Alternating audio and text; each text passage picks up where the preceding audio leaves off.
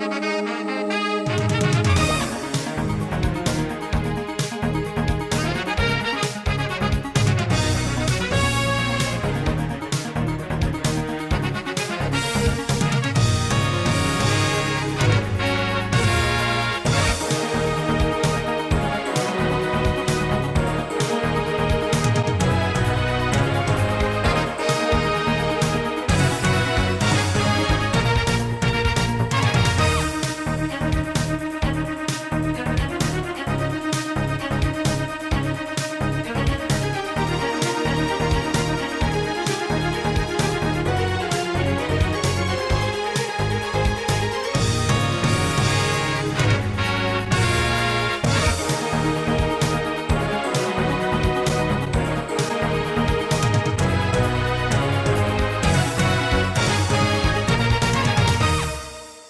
ladies and gentlemen, I'd like to call the meeting to order. Before we get started, I just want to apologize for my dress, but like many of you out there, I'm powerless, excuse the pun, and can't get into the call. So with that, if you please stand. I'm going to have Nancy DiFinici, counsel, lead us in the pledge.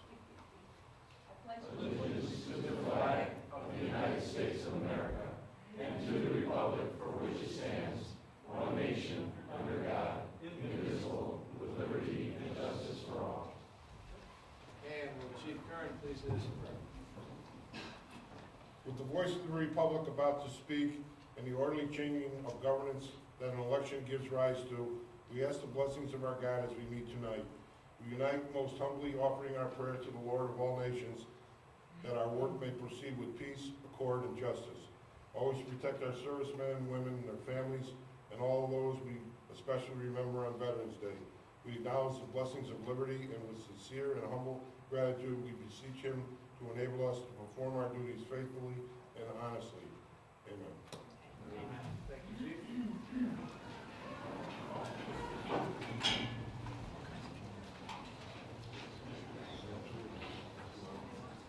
Will the clerk please call the roll? Mercanti. Here. Curran. DiFinici. Riley. Seabury. Here. Stanley. Taylor. Cola. Here. Negasheth. Present. Ellis. Cabo. Present. Sadi. Present. Visconti. Present. Trombetta. Knapp. Here. Nero. Here. Perkins. Chenese. Present. Botello. Here. Scozzavalla. And Tyshaws. President. There being 15 present and 6 absent, let the record reflect the following. Mr. Riley is still recovering from his surgery, but he's doing well. Obviously not quite up and about as much as he wants. Thought he might make an appearance tonight, but I'm not sure if he's going to be able to do it. Mrs. Stanley is not feeling well. She had, I get to her health issues, but she's not feeling well. Figure on TV. Mr. Taylor is at a family function. Mr. Hallis is at a family function. Mr. Trombetta is stuck in Stanford, taking care of some family business with the loss of power. Mr. Perkins is at work this evening. The first 30 minutes of each council meeting are reserved for public speaking. I guess any member of the council, or any member of the public that wishes to address the council this evening, please do so about an item that is specifically on the agenda, and that you must be a resident and or taxpayer of the city of Danbury to address the city council. At this time, is there any member of the public that wishes to address the city council? Any member of the public that wishes to address the city council? Please provide your name and address for the record. Good evening. My name is Charlie Sotero. I'm a lifelong resident of Danbury. I'm a property owner, city map I-16, lot 130. I speak tonight on the department report section of tonight's agenda, as well as item number 14 of the Danbury aviation lease. My first situation would be with the Danbury Airport lease. I'm not in favor of any long-term lease, such as a 25-year lease on the airport. The airport's future is undecided, and we do not need to be tied to such a long term. I don't feel it's in the best interest of the city.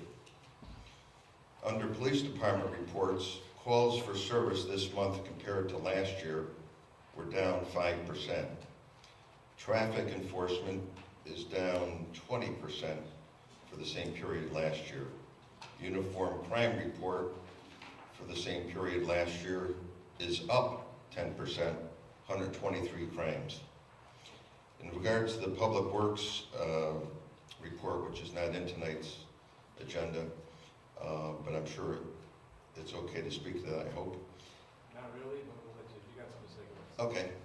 I just would be curious how many of the CLMP outages in Danbury have been caused by city trees, city-owned trees that perhaps have not been pruned or hazard evaluated, or have we done our part?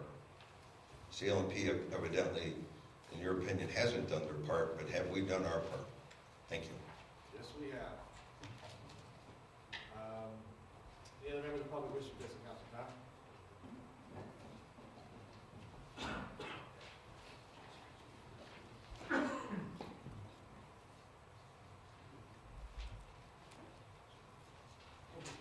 Hi, I'm Tom Devine. I'm a property owner at 261 Main Street, 2B Ives Street, and 5 Ives Street.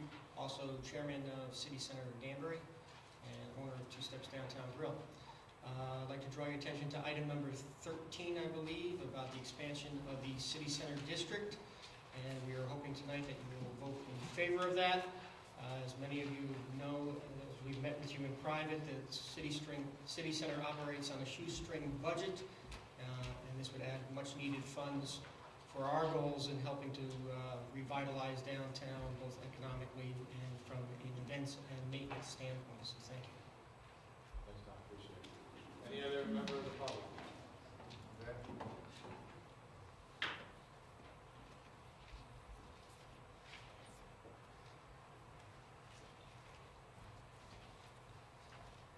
Good evening. My name is Andrea Gardner, 16 Haystown Road in Danbury. I'm also Executive Director of City Center Danbury, and I just want to support what my chairman, Tom Devine, mentioned, and hope that you vote in favor of the expansion of the City Center District to include the one parcel owned by one property owner into our district, and expanding its boundaries along a boundary that makes a lot of sense to include all of the Kennedy Place property.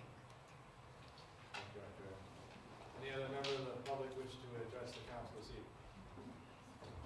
Any other member of the public?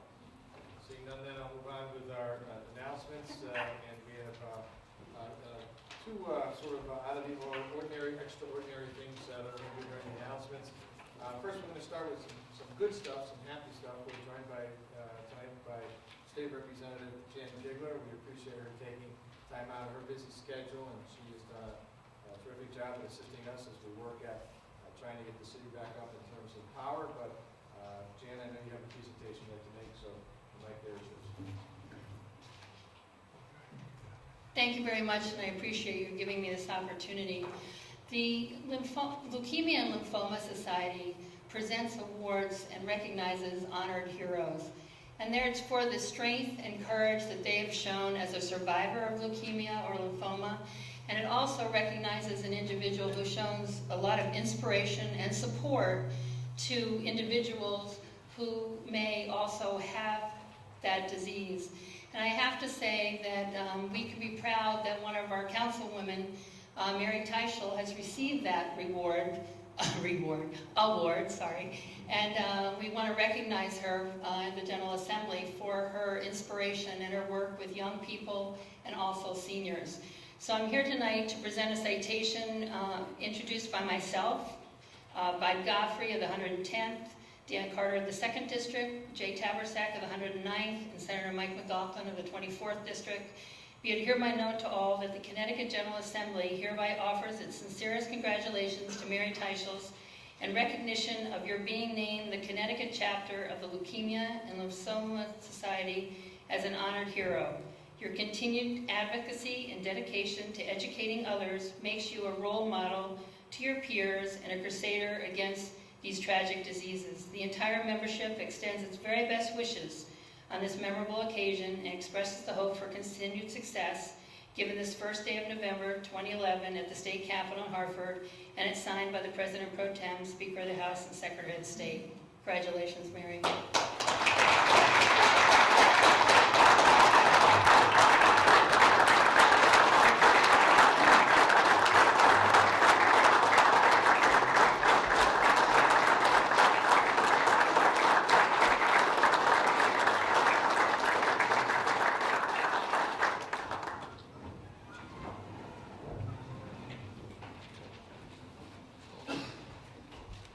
Congratulations, Mrs. Price Schultz, and thank you, Representative Hickman, for that presentation. Much appreciated. We also have kind of a little bit of break in our procedures tonight. As you know, we had a catastrophic snowstorm on Saturday, and while Danbury stands, and Antonio will have a little bit more specifics about this, about 50% power restoration. By the way, I just want to point out that Bethel is at close to 100%, and Newtown is at 99% out, without power. Let me just repeat that. Bethel and Newtown are basically 100% without power. New Fairfield is 100% without power. So actually, I think there's a very good indication that the preventive maintenance that we've done, that we're not 100% out, we're only 50% out, indicates that we did spend some time doing the things that we need to do. Having said that, CLMP has been absolutely horrendous at dealing with, they have not delivered 1 ounce on one promise made since the day the storm broke. At this point, there are 6 crews that are working in the city. We need about 60 to be able to get up and running. One thing I want to mention to the council as well, to our residents that are here and department heads, we cannot touch a tree that is close to a power line, that we may think get close to a power line, that's wrapped in a power line, that has power lines touching in any way, without having an individual from CLMP there with us to shut the power off. It would be absolutely tragic to get one of our individuals electrocuted because we didn't follow OSHA guidelines as well as state statute in some cases as it relates to tree clearing. So we do know about the trees in the middle of the road. We get it. We see them too. We have an extensive list of over 200 trees that probably need to be cleared, and many of them, probably 98% of them, are somehow entangled with wires or part of the grid, and that is one of the challenges that we have. With that, I'm going to turn things over to Mr. Iagrola, who'll be able to give us a little bit more detailed specifics on the cleanup and restoration process. And if the council is willing and they're of the opinion, we will certainly entertain questions if that's okay with everybody here. Okay, no objections? Okay, Mr. Iagrola. Sure, thank you. Just to kind of brief you on our road closures, because it is a major issue for all of us, especially emergency vehicles. Immediately after the storm, we had 200 roads that were completely blocked inaccessibly by either one of my pieces of equipment, fire, or police. We are now down to about 60 roads. Most of those are related to trees and power lines. So we are eager to try to move those along. We have a couple of dead-end roads where residents absolutely cannot get in or out. Those are of a special concern to us, and we are working with the crews that have come to Danbury to try to open up those dead-end roads. As far as our schools, our Magnus 2, Broadview, Pembroke, both King Street schools, and the Beaverbrook Board of Education offices are without power. A couple nights ago it got pretty cold, and we're very concerned about the schools that actually had sprinkler systems in them. These buildings, because of their size, cool off rather quickly. We were able to actually take the high school and energize a boiler, so we started some heat there, and Broadview also. Those are 2 schools of special concerns to us because of the sprinkler systems. When it comes to our water and sewer systems, Marjorie Reservoir and the treatment plant up there has been on standby power since the storm. As of about a half hour ago, it's now going back on a grid. We have just one small pump station there that is still on standby power. And I just want to tell you, if we had lost the generator, which potentially can happen, we would try to run the entire city based on the Westlake treatment plant, but it requires reversing all the flows. And as soon as you reverse flows, the water would become so dirty, it would probably be almost not drinkable. So that's a major concern. We'd have water to fight fires, but we definitely probably would not be able to tell residents to drink the water. So keeping Marjorie operational is critical to us, and we babysat that generator through the entire storm and actually after the storm. Harvest Hill Pump Station is still on emergency generator. The Hawthorne Terrace water system is still on emergency generator. We're continuously monitoring those systems. When it comes to our sewer facilities, Hillside Street, Terrywell Lake, and Turner Road pump stations. These are all pump stations that take flow and actually send them uphill to a gravity system. Several of these are actually being serviced now by septic haulers. We are pumping them anywhere between 8 to 10 hours. So every 8 to 10 hours we actually have to pump the wet well out. That's a significant cost, so we are especially eager to try to get these pump stations up and running. We have notified residents, and I would hope that they would encourage our guidance in trying to minimize water usage, which would help us in dealing with this issue. When it comes to our vehicle and equipment, I just want to tell you our vehicles sustained severe damage from the storm. Everything from cap shields, mirrors, antennas, lights, body damage, plow damage, exhaust stacks knocked right off, broken windshields, you name it, we have it. A lot of these trucks had to be used almost as bulldozers during the storm. A tree came down, we had a couple fire calls, couple ambulance calls. We had no choice but to try to push some of these big trees out of the way with our plows. It was a judgment call that management made in trying to keep the safety of our residents intact. And we did, and thank God nothing really bad happened.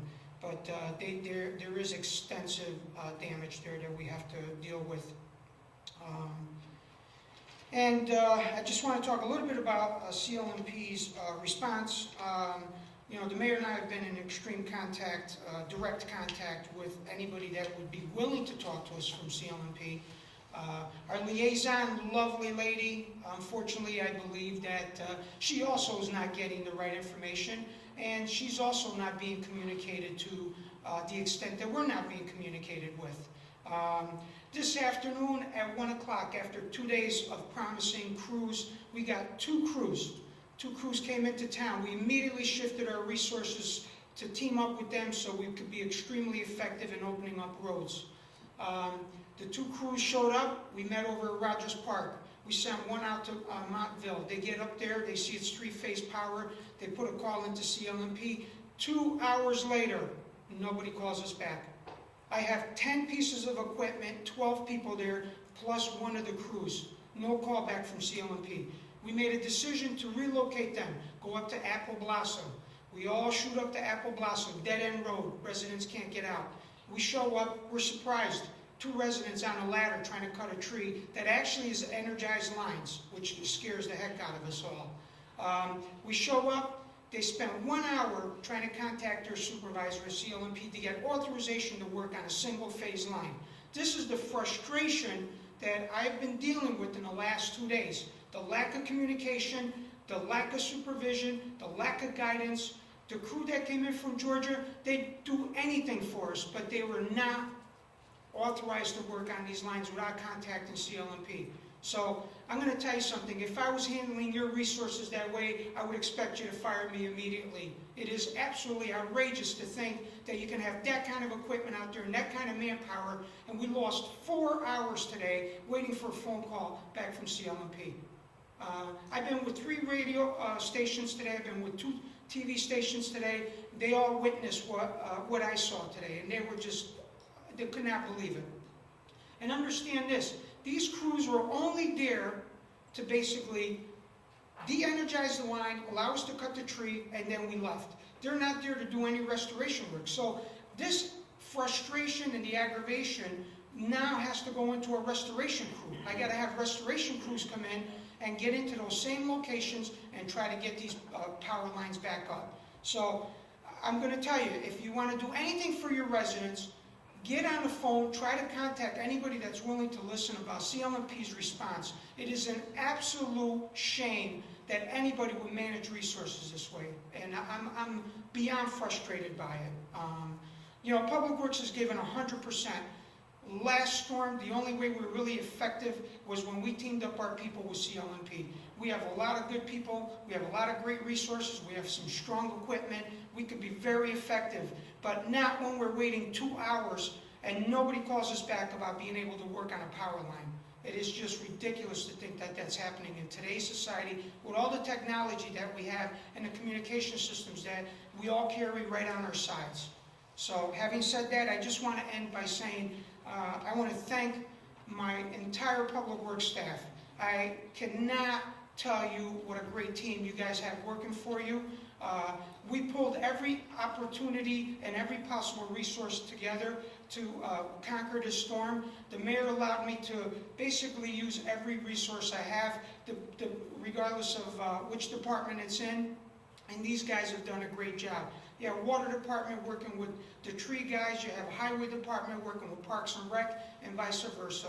They all pulled together, and I just want to thank them personally, because I'm going to tell you, my life would have been miserable if these guys and gals did not step up to the plate. Nobody ever said, we're not going to do it. There was no union issues working across lines and things like that. So I want to thank them, and I want to thank my managers, because without them, I wouldn't have been able to do it. Thank you. Any questions for Antonio? Antonio, Mr. Scott? Your Honor, I live out in Mill Plain, Road, and when I came to work this morning, there must have been 35 trucks they were hired by, they were, you know, electrical trucks, either hired or CLP trucks. And as you said, that they only use 6 in town. Maybe you can't answer that now because you're having a communication problem. But after this is all over, I would really like to know, if I can, where they went. And maybe you couldn't get through the road. Yeah, I think it has a lot to do with what I just discussed. A lot of these crews are sitting on the side of the road waiting for either a CLMP supervisor to actually lead them and make judgment calls on what they can work and what they can't work on.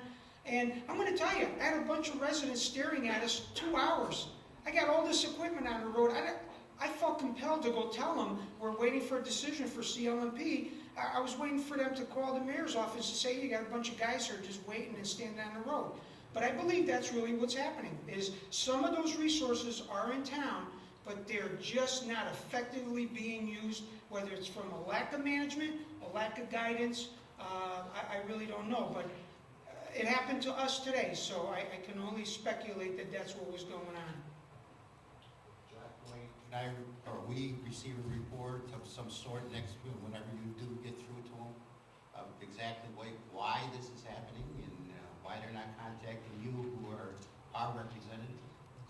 And I mean, we can't do it now because they're very busy, but after that, I mean, I have none. You know, we have to do something as a council, as a town. Yeah, I just want to repeat myself and tell you that the communication is horrendous. I was told there were 5 crews before. The 2 crews that came to work with us were in town. We asked, where are they located?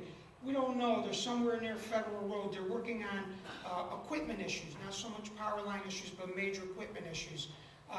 We found out today, as we're traveling through the city, there's a couple crews working with Lewis Tree Service. We had no idea they're in town. So our lists are not even current anymore because there is some effort being put into CLMP to work, but they're not communicating that to us. So it's just a terrible, terrible communication issue.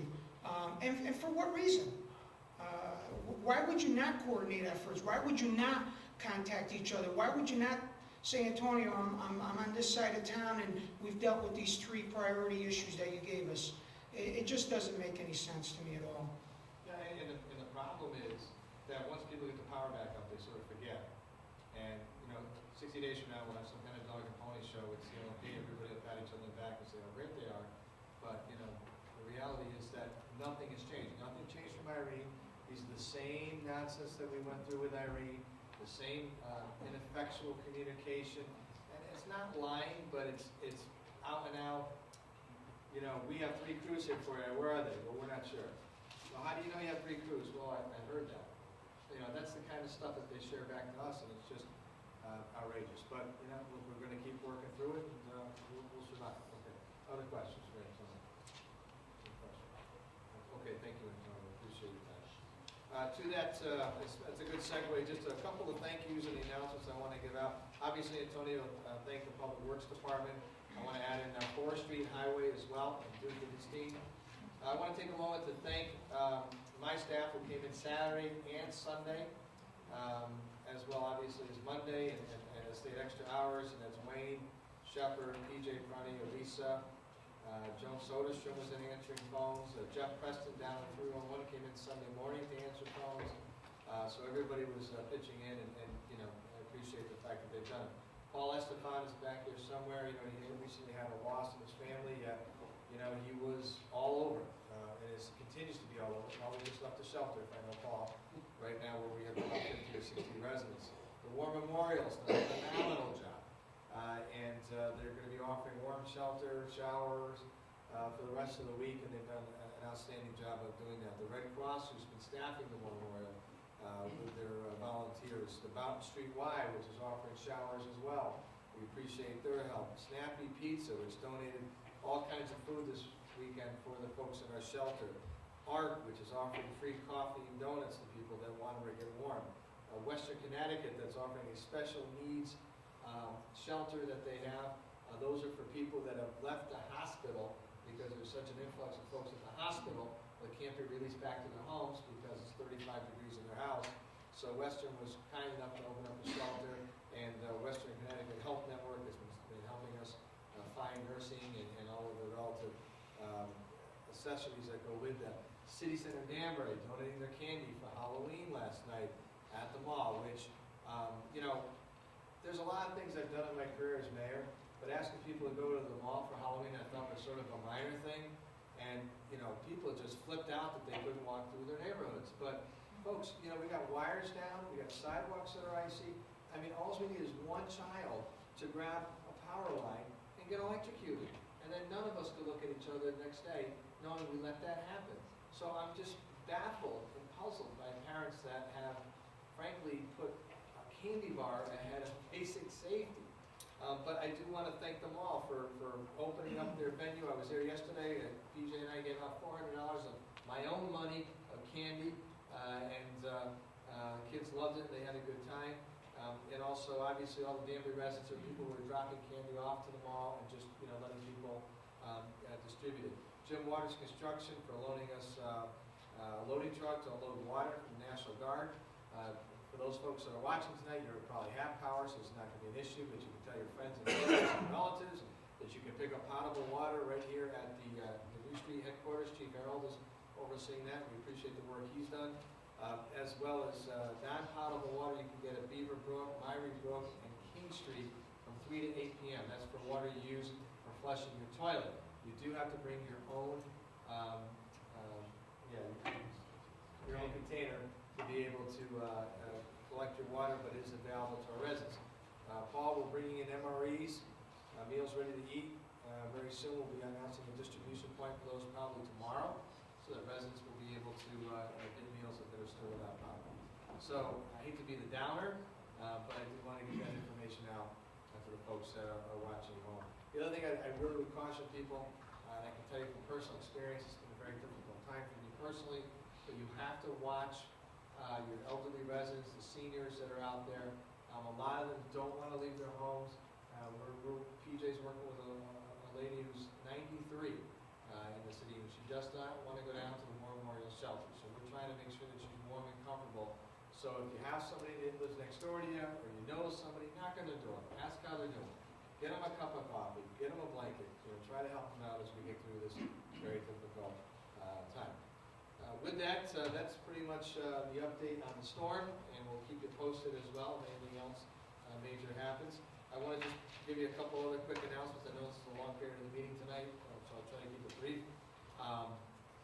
November 3rd, Conscious Parks and Sensation. These things are assuming that there's power, so you might want to call ahead to make sure it's happening. But Ice Park Sensation, Season of Success. Has that canceled already? Okay, thank you. That's been canceled. The Diwali Festival is also on November 5th at Rogers Park Middle School. I believe that's still on, which is a celebration of the Indian New Year. Chief Baker's in the back of the scene. Chief, thank you and your staff for your help during this time as well. I didn't mention that, much appreciated. November 9th, the Senior Center has a Veterans Honoring Program, which is kind of neat to attend. The 10th is the Exchange Club Veterans Day Dinner. Of course, the November 11th, as you know, 11 is the Council of Veterans Annual Veterans Day Ceremony. They do that at the Memorial. Western Connecticut also has a pretty good Veterans Day observation at 12:30. The 13th is the Vietnam Veteran Memorial Ceremony. 17th, Tom, is that the right date? Lebanon American Club? Okay. Thursday, 17th, Lebanon American Club Person of the Year Dinner. Good event, good fundraiser for the club. All of us are there at one point or another, so if you would be to attend. Of course, Thanksgiving week, City Hall is closed on the 24th. And our second annual HACCP Memorial Turkey Trot is at Terrawell Park in honor of Officer Donald HACCP. Right now, elections are scheduled for next week. I have no reason to believe that they will not happen, although there is some discussion going on at the state. If there's somebody can find the statutory authority to postpone them 1 week, it's very possible that might happen. But we don't have any information. I'll get out to all parties included. I'll get that out as much as I can. I personally, as long as we possibly have elections Tuesday, I'd like to do it and get it done. I'll have more information about that as soon as we know anything, if it's been a change. But because of that, and the way the calendar falls this year, this is really the last council meeting for a couple of folks. And I did want to recognize them now since I'm on a roll. But we appreciate their service and their commitment to this community. And in no particular order, we're going to start with ladies first, but City Councilman Nancy DiDonucci, we appreciate your work, and the last 2 years has been a ball working with you, and one of the most popular members of the council, and we're going to miss you, so thank you for your service to this great city. Much appreciated.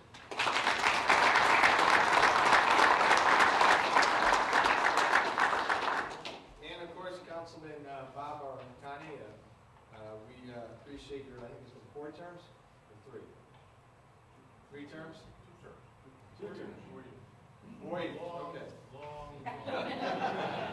Only 1 meeting a month, Bob. I had a couple things to say, but thank you. We're going to give you the floor. Let me just, we'll get back to you, Bob, if you need the floor. Councilman Wiley is not with us, obviously he didn't run again.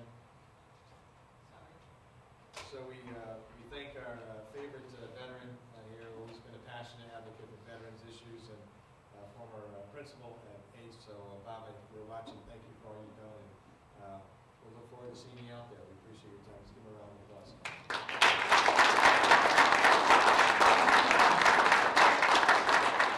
Back to Bob Arcani, favorite subject. Bob is taking the job as school finance director. Just kidding. But also, sincerity, Bob, I know I speak for the members of the council, the residents out there. You've always been a strong and passionate advocate for children. You've been an advocate for obviously our public safety officials, and you've done a phenomenal job here. We're going to miss you, and we want to thank you for your service as well. Great job. Thank you. Councilman, the floor is yours. Have fun. Hey, thanks. First of all, I'd like to thank the people who obviously voted for me and put me in this position.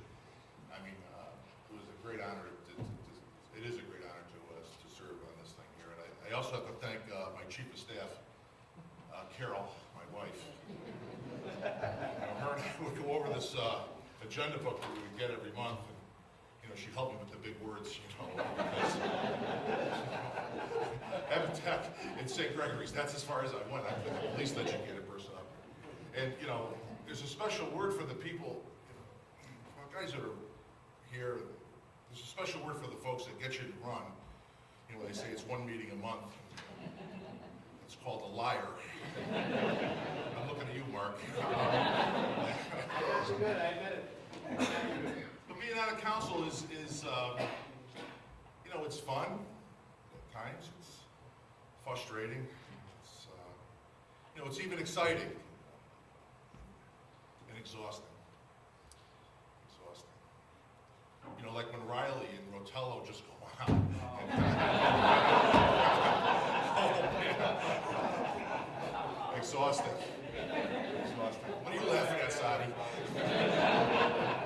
were times when you were going on, I had no idea what you were saying at all. A couple times there, I asked Curran here to kill me. I thought he was going to do it a couple times also. Curran, look at me. Mean as a hornet. I'm not walking that Irish trail. Classic, Phil. But nobody better for the council. Nobody loves the city more. But this has been a pretty good run on all this kind of thing. Look at Pete left. You know, I know over the years, I guess I insulted a few people that work for the city and department heads, and I just, look, I'm not going anywhere, and if I see you around, I just want you to know that I meant everything that I said. I won't take back a word of it. I said, if it was up to me, I'd fire a few of these people that are here, but because of unions and all that, you just can't do it. There's no doubt in my mind with that. But, I'm sorry? Oh, no, have I ever held backs? Next. You know, well, thank you very much for everything, and I thank you all for putting up with me and all, and it's been a great run. Move the question, please. That's the most I've ever said. Okay, thank you. Appreciate all you've done, and I'm going to thank you for your work. With that, we will move on with the agenda. I just want to say we have Don Taylor has a birthday tomorrow, November 2nd. And Paul Martello's birthday is November 5th. Congratulations.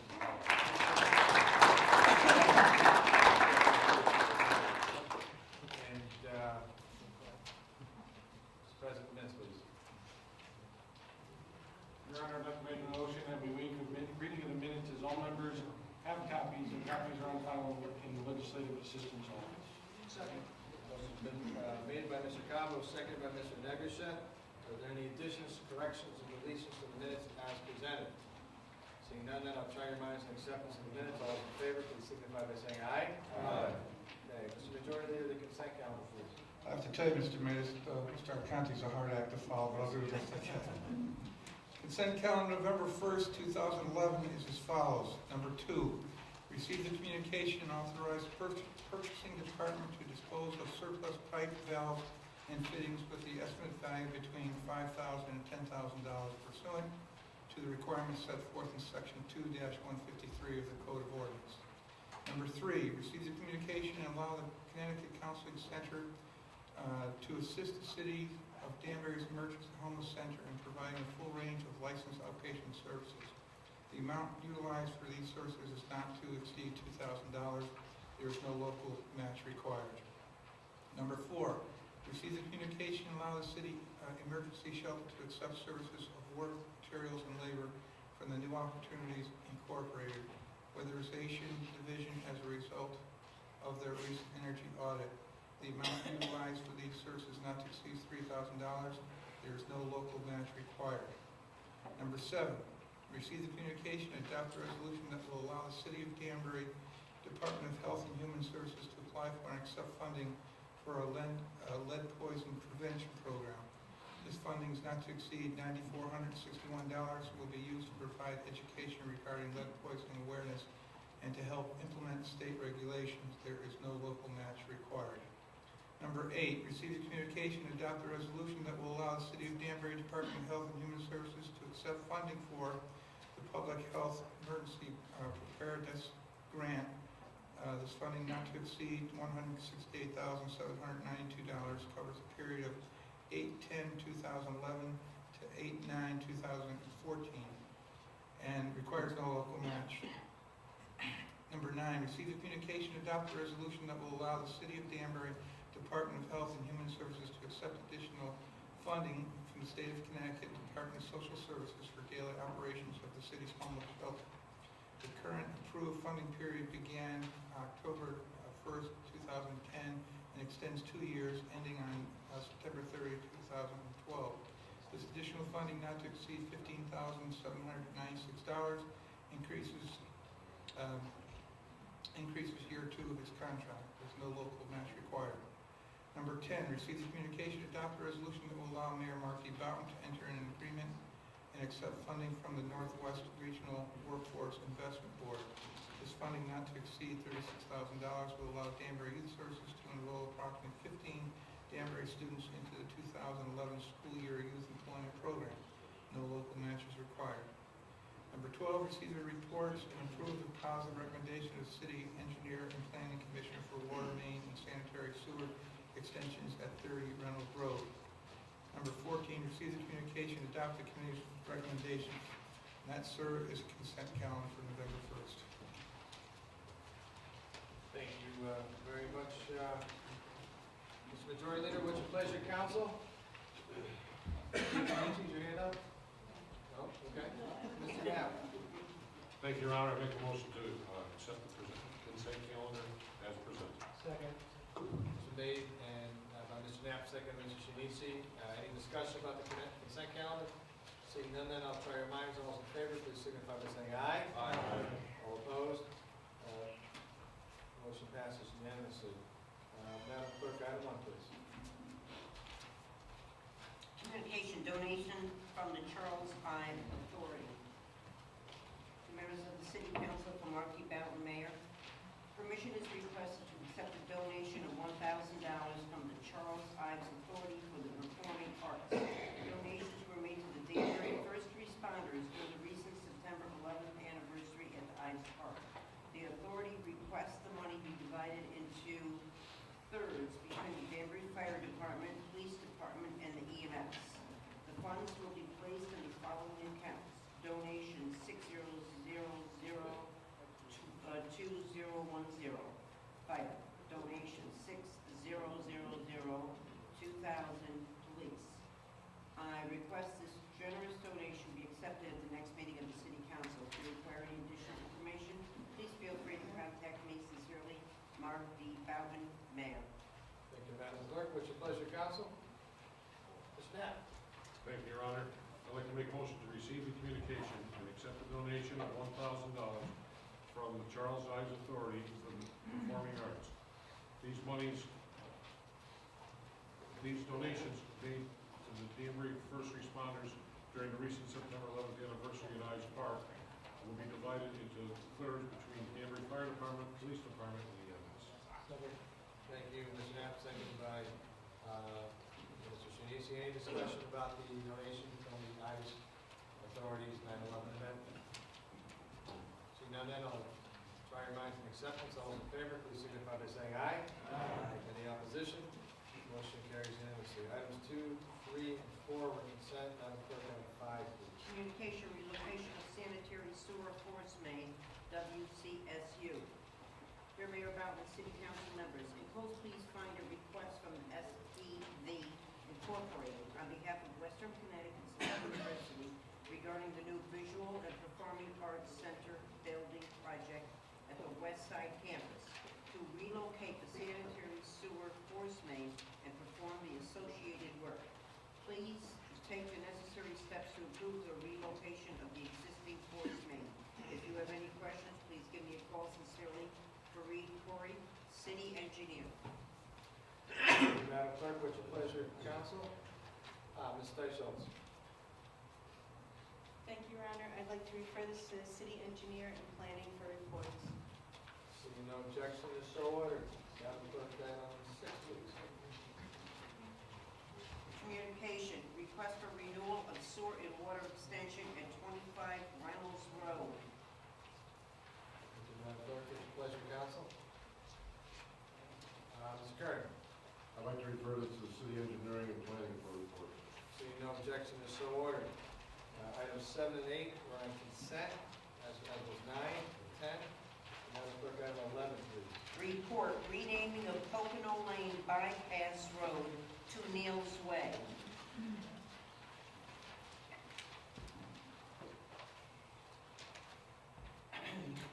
To Mark Boughton, members of the council, from Dennis Alpern, Director, Department of Planning and Zoning. The department is in receipt of your referral and associated correspondence from the October 2011 City Council agenda regarding the renaming of the Pocono Lane Bypass Road to Neal's Way. Upon review of the official list of street names, the department has found that there are no other streets named Neal's Way. Therefore, we have no objection to the renaming of the Pocono Lane Bypass Road to Neal's Way as requested. Please do not hesitate to contact the department if there are any questions regarding this memorandum. Thank you, Madam Clerk. What's your pleasure, council? Mr. Seabury? Thank you, Your Honor. Thank you, Your Honor. Sorry about that. I'd like to make a motion to approve the renaming of the Pocono Lane Bypass Road to Neal's Way. Second. Made and seconded by Mr. Sadi. Any discussion? I believe Mr. Sadi has to read a letter to the record.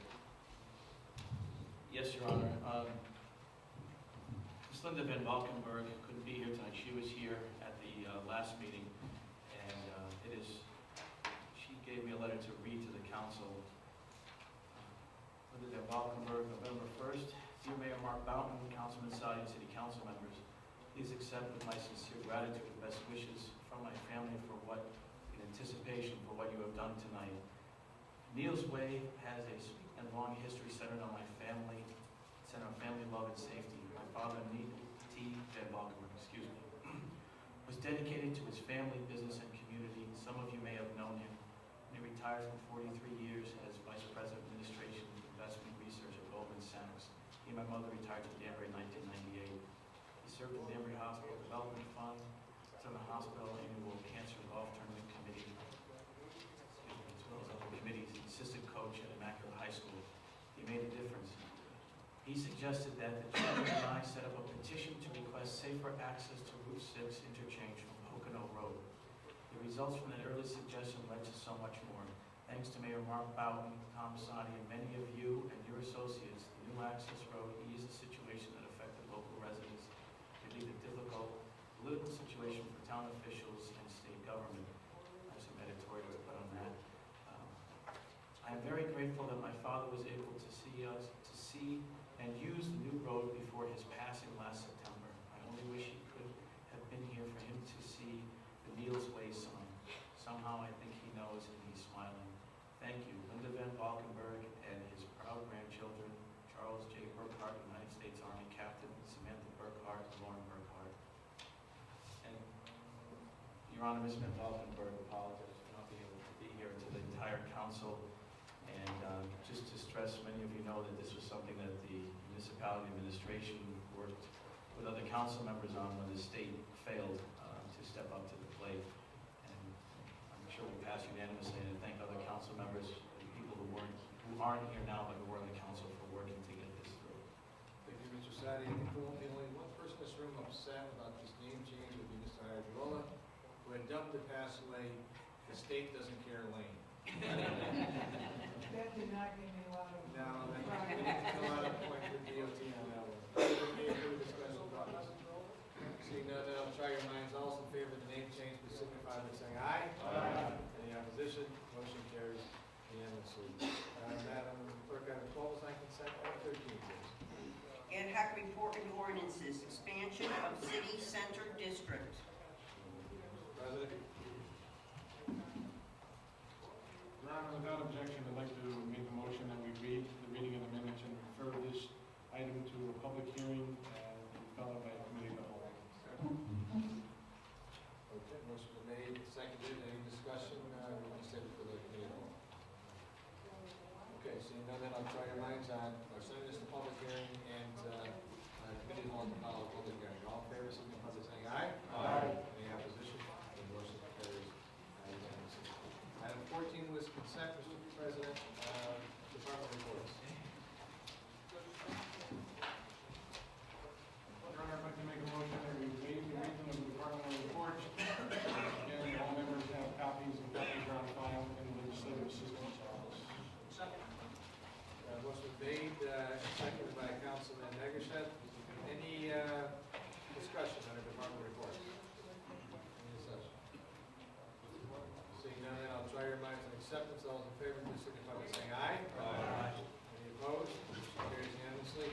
Before we go, a couple quick observations. One is, I believe John Newmiller has a birthday coming up. Happy birthday, John. Thank you for all your